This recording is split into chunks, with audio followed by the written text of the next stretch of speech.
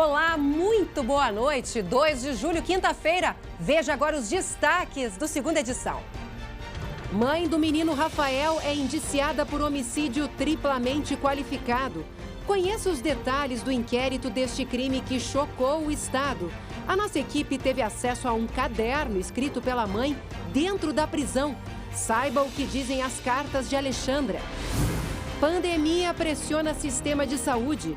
Prefeito de Canoas decide não autorizar novas internações de pacientes com Covid-19. Entenda o que motivou essa medida. Frio de rachar. A temperatura despencou e pode cair ainda mais. Será que vem neve? A gente te mostra a previsão para os próximos dias. Fique com a gente. O SBT Rio Grande, segunda edição, está no ar.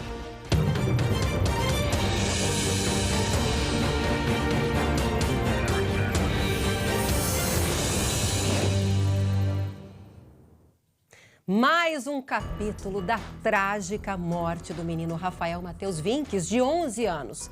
O inquérito com a conclusão das investigações foi remetido hoje à Justiça lá de Planalto, no norte do estado. A Polícia Civil indiciou a mãe por homicídio triplamente qualificado. De olho na reportagem. O pedido de prisão preventiva de Alexandra Dogolkensky foi feito hoje na entrega do inquérito. A polícia afirma que a mãe matou o filho, Rafael Vinques, de 11 anos, por motivo fútil, com recurso que impossibilitou a defesa da vítima.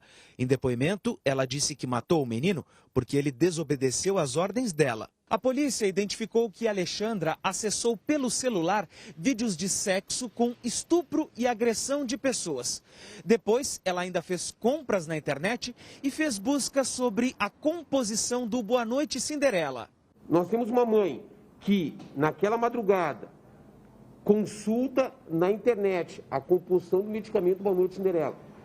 Essa mesma pessoa, naquele mesmo interregno de tempo, assiste vídeos com violência sexual, principalmente usando esganadura e o que nos chama atenção, cordas para tanto.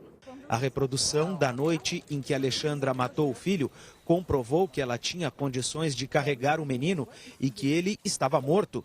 E também reforçou um elemento fundamental para a conclusão do caso, a personalidade metódica da mãe. Quando ela notou que a casa estava fora da ordem que ela havia deixado, ela entrou numa crise de nervoso. Chorou bastante. E isso nos chamou bastante atenção, porque esperávamos que ela tivesse essa crise pelo fato de estar retornando à casa em que ocorreu, em tese, a morte acidental do filho dela. Uma vez ela sendo condenada por todos os crimes que a Polícia Civil entende ora tipificados, então somamos aí 38 anos, abstratamente falando, é a pena máxima que a Alexandra pode vir a ter. É o mínimo, né? 38 anos de prisão. Vocês prestaram atenção ali para o que o delegado contou? Na noite do crime, pouco antes dela matar o próprio filho, ela consultou, pegou ali o celular e consultou sobre vídeos de sexo, de violência, de estupro. Um absurdo. E depois ainda que matou o próprio filho, sabe o que ela fez? Ela comprou um creme depilatório para a sobrancelha. É uma história tão sórdida, mas tão sórdida, que a gente não consegue entender como é que uma mãe, uma pessoa dessas, pode ser uma mãe. Porque eu não consigo entender, compreender como é que fecha essa história. E olha, a gente segue nesse caso. Daqui a pouco você vai ver que a nossa equipe aqui do SBT teve acesso a um caderno que a mãe do Rafael escreveu dentro do presídio de Guaíba. Essa pessoa que tem esse comportamento, essa mentalidade, personalidade metódica. Daqui a pouco você confere a reportagem completa sobre o conteúdo desse diário, que foi entregue hoje para a Defensoria Pública. Vamos mudar de assunto e falar do frio. Minha mão aqui tá gelada, mas agora eu vou direto lá para Caxias do Sul, onde está o repórter Guilherme Fadanelli. Eu tô com frio aqui no estúdio. Quero que você me diga como é que está aí fora, hein? Oi, Lu, olha, 4 graus nesse momento aqui em Caxias. Boa noite gelado da Serra para ti, para todo mundo que está no quentinho em casa assistindo a segunda edição. Olha, por mais que a Serra seja um dos lugares mais frios do estado, as mínimas desta quinta-feira não foram aqui não. Foram lá na região da Campanha, onde fez 1 décimo negativo nas cidades de Bagé, Santana do Livramento e Pinheiro Machado. Até cidades que a gente sabe, conhece por serem quentes, teve temperatura baixa. Lá em Santa Maria, por exemplo, a mínima foi de 3,8. Durante o dia, a mínima aqui em Caxias foi de 3,1, mas a máxima não passou dos 6 graus. Ou seja, foi frio durante todo o dia, até porque o céu ficou fechado durante essa quinta-feira. O sol só apareceu mais para o fim da tarde. Então, tudo isso também contribuiu para essa sensação de frio. Na capital, a mínima foi de 8,7 graus e a máxima de 13,1. Também fez bastante frio por aí.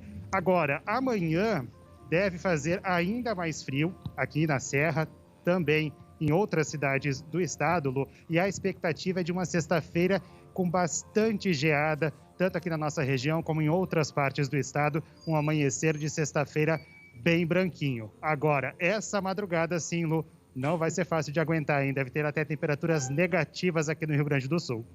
Coisa boa para estar embaixo da coberta, né, Guilherme? Então tá, obrigada pelas informações. Vai lá te agasalhar, te aquecer, porque eu tô com frio só de te olhar aí na rua, viu? Boa noite. Boa noite. E já teve ciclone, vendaval, chuvas e agora é o friozão. E o que será que nos espera aí nos próximos dias, hein? A Estael Cias responde. Destaque para as tardes. A tarde desta sexta-feira ainda será de frio intenso. E aí no sábado, um dia que começa gelado, com marcas negativas. À tarde a temperatura é um pouquinho mais amena, 15, 17 graus. Porém, no domingo volta a chover e devemos ter um quadro de chuva forte que tem reforço na semana que vem com um novo ciclone extratropical. Pelo menos 10 dias pela frente teremos aí temperatura muito baixa, muita umidade também. Boa parte do sul deve ter temperatura baixa nas manhãs e madrugadas e com esses fenômenos típicos de inverno, a geada e quem sabe até um novo episódio ainda de neve. E esse frio todo vai refletir também no avanço da pandemia do coronavírus aqui no estado. Em Canoas, o prefeito tomou uma decisão drástica. 8 leitos de UTI para pacientes com o coronavírus foram bloqueados. É isso mesmo. Deixa eu conversar com a Gabriela Lerina, que está lá na redação. Gabi, o que isso significa, esse bloqueio, hein? Boa noite. Oi, Lu. Boa noite para você e a todos que estão nos acompanhando. A situação é muito delicada lá em Canoas. Significa, Lu, que esses hospitais referências não vão mais receber pacientes com a Covid-19. Olha, isso pelo menos por enquanto. Essa informação foi confirmada hoje à tarde pela Prefeitura do município e também trouxe algumas outras explicações, como, por exemplo, dos 80 leitos exclusivos para UTI, exclusivos para atendimento com a Covid, 72 estão ocupados. E por que tem esse bloqueio desses 8 leitos? Porque a possibilidade de falta de analgésicos, ou seja, a prefeitura fez uma conta e percebeu que se tivessem 8 pessoas sendo atendidas na UTI exclusiva para a Covid, teriam apenas 2 dias de analgésicos suficientes para esses pacientes. Então, ao invés de colocar em risco a vida desses pacientes, a prefeitura tomou essa decisão. A gente tem agora informações, recebemos um depoimento do prefeito Luiz Carlos Busato. Vamos acompanhar. Nós temos alertado isso há 3 semanas. Acionamos o Ministério Público Estadual, Ministério Público Federal, comunicamos o Estado do Rio Grande do Sul, acionamos o Ministério da Saúde para buscar as providências. Tenho buscado ajuda de senadores, deputados federais para aumentar a pressão junto ao Ministério para a liberação dos medicamentos. Mesmo com todas essas dificuldades, não ficamos de braços cruzados. Estamos em contato com outros municípios. Pois é, e olha só, né, Gabi, essa informação. Porto Alegre registrou agora há pouco a morte de número 100 por Covid-19 aqui na capital gaúcha. Uma marca muito triste, né? Que infelizmente a gente está aqui noticiando. Um óbito ocorrido hoje. A Secretaria de Saúde de Porto Alegre informou que a vítima é uma mulher de 61 anos que estava internada no Hospital São Lucas desde o dia 30 de junho. Ela tinha histórico de doença cardiovascular, hipertensão e também de diabetes. E olha só essa outra informação. O governador do estado disse em transmissão nessa tarde, né, Gabi, que a cada 3 pacientes internados em UTI, um é infectado, né, tem a Covid-19 ou tem a suspeita da doença. E é o maior índice que a gente já registrou desde o início da pandemia. Gabi, é uma notícia muito triste, é um alerta e eu sei que o governador, inclusive, fez essa transmissão, trouxe, inclusive, o alerta para as pessoas nos próximos dias se cuidarem ainda mais, né? É verdade, Lu, a situação está bem complicada aqui no Rio Grande do Sul, esses números só sobem. E o governador também trouxe informações sobre o aumento das testagens. A intenção é que até agosto os números de testes subam de 1.000 para 3.000 por dia, através do chamado teste de PCR. E aí vão ser prioridade para testar, então, aquelas pessoas, funcionários de casas de repouso, idosos também, trabalhadores das casas de saúde que atuam nas comunidades e pessoas com síndrome gripal que procurarem postos de saúde. O exame de PCR é feito em laboratório e detecta a presença do novo coronavírus no organismo. Durante a live também, o governador trouxe informações sobre aquela consulta que a gente já tinha trazido na semana passada aqui sobre a questão da educação. O que acontece? A partir de hoje, até o dia 12 de julho, entidades representativas das áreas de educação, saúde e proteção à criança e ao adolescente vão poder opinar sobre a ordem do retorno das aulas e também colher sugestões de protocolo.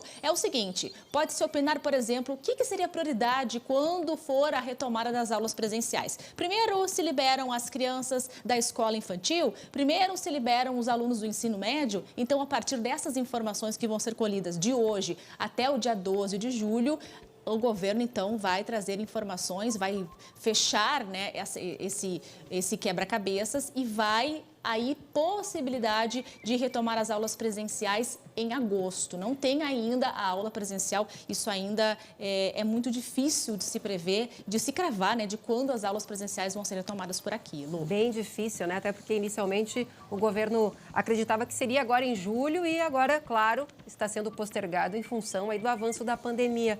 E, Gabi, eu fiquei curiosa em relação à situação lá de Canoas, que eu sei que você está acompanhando, porque a prefeitura acabou, então, bloqueando esses leitos. E se alguém tiver a Covid, tiver sintomas e precisar de internação, o que vai acontecer por lá? Bom, primeiro que o Ministério da Saúde prometeu que já está fazendo, né, a compra emergencial desses analgésicos que estão aí com a possibilidade de falta e que não é só em Canoas, né, Lu? Tem outros municípios gaúchos que também estão com falta deste medicamento. E a Central de Regulação de Leitos aqui do estado informou que vai distribuir esses novos pacientes que foram chegando lá de Canoas para outras instituições que têm leitos exclusivos para Covid e que tenham vaga, né, Lu? Com certeza. Obrigada, Gabriela. Daqui a pouco você volta com mais informações e fica, né, o alerta que, inclusive, o governador hoje fez um pronunciamento um tanto emocionado, pedindo para as pessoas, se puder, fique em casa pelo menos nos próximos 15 dias. É um período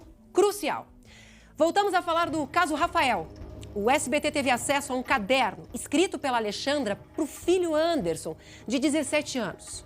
Os textos foram escritos dentro da prisão em Guaíba e foram entregues hoje à Defensoria Pública. O caderno, com dezenas de páginas escritas à mão por Alexandra Dogolkinski, de 33 anos, foi entregue nesta tarde na Defensoria Pública. O ex-advogado dela, Jean Severo, afirmou que o recado é para o filho mais velho e traz uma revelação. Foi entregue.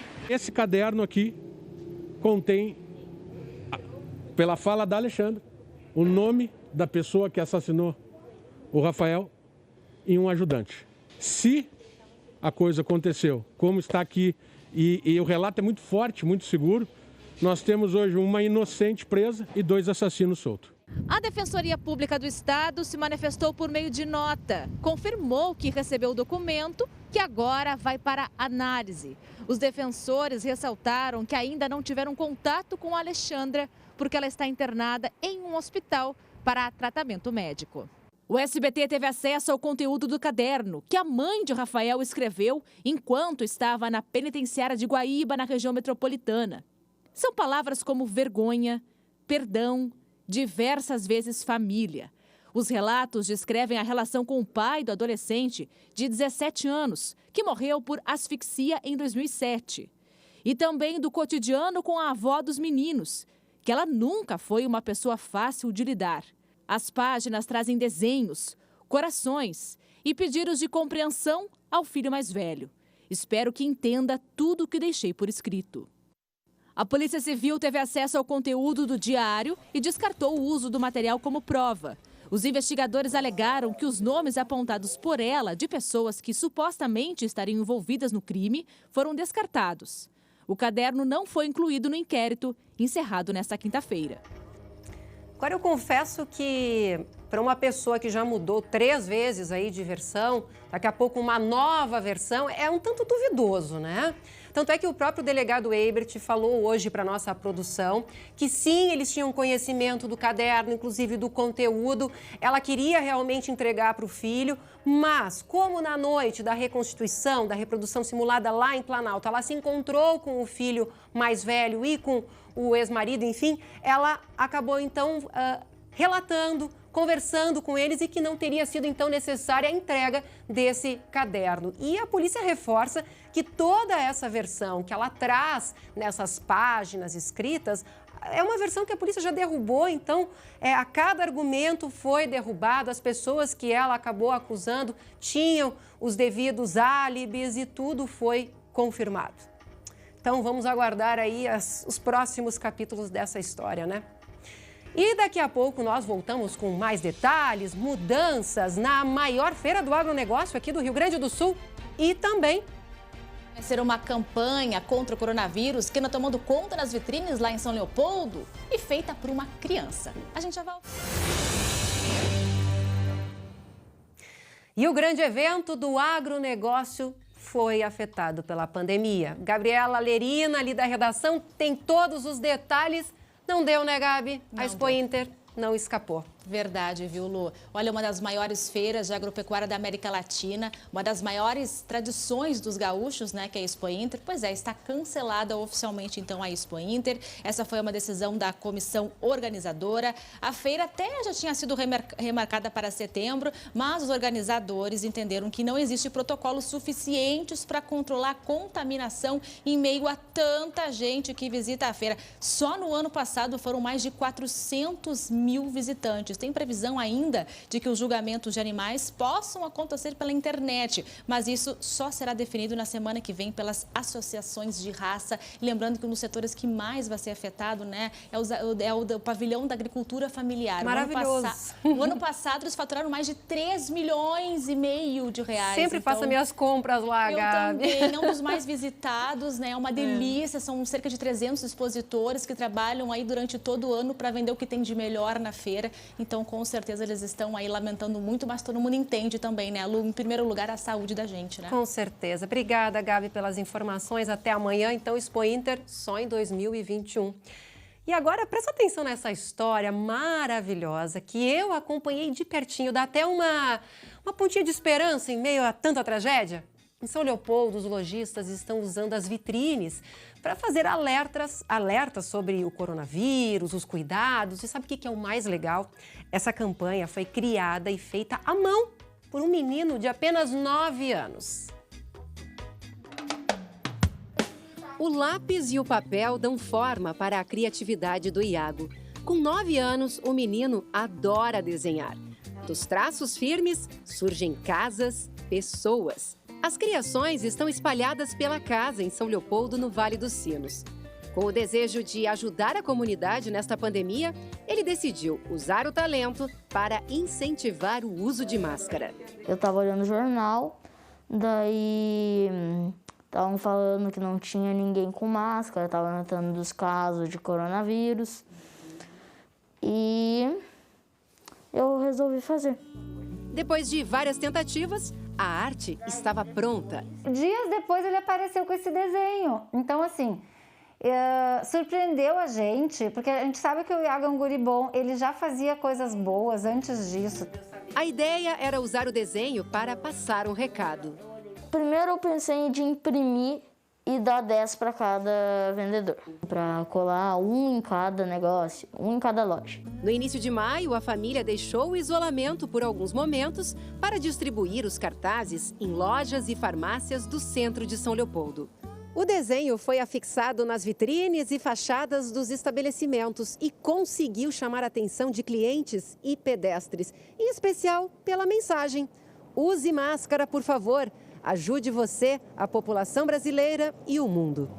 Apesar da pouca idade, Iago entende a importância da união nesta luta contra o coronavírus. Use máscara, por favor, ajude você, a população brasileira e o mundo.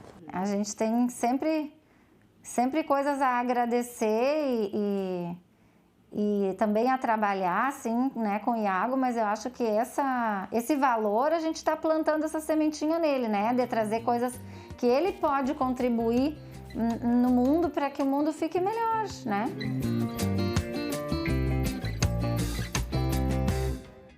É uma sementinha que ele também está plantando, né, nas pessoas que passam, olham aquele cartaz. É uma iniciativa de uma criança, né, que já vê muito mais além do que muita gente que a gente conhece. Então, use máscara, siga o conselho do Iago. Uma ótima noite para você. Fique agora com o SBT Brasil e amanhã, 11h40, SBT Rio Grande.